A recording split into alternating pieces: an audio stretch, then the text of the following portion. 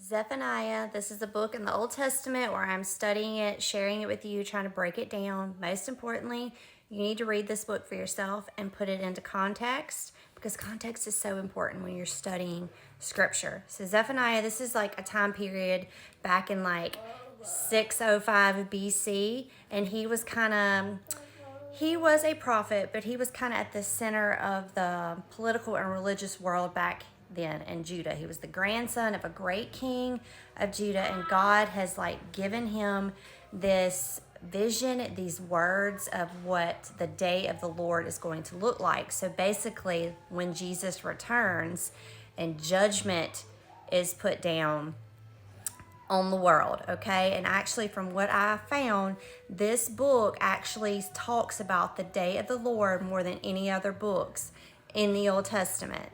So today we're starting in verse 4.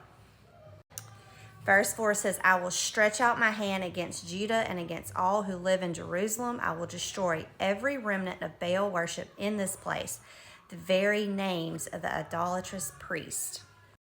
That is a lot of information in that one scripture.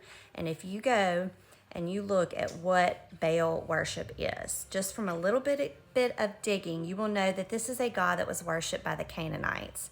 And you will hear this name mentioned throughout the Bible.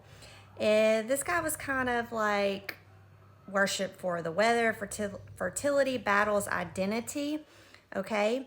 And then I looked up idolatrous priest. Like, what exactly does that mean? This was something interesting I found. Another name for this is the Chemarim, Chemarim, or black robed. And so basically, these were the priests who claimed to be serving God, but were actually worshiping and sacrificing to Baal. A lot of good stuff in here. This is just verse 4. Go read chapter 1. I'm going to continue sharing these verses as the days go on.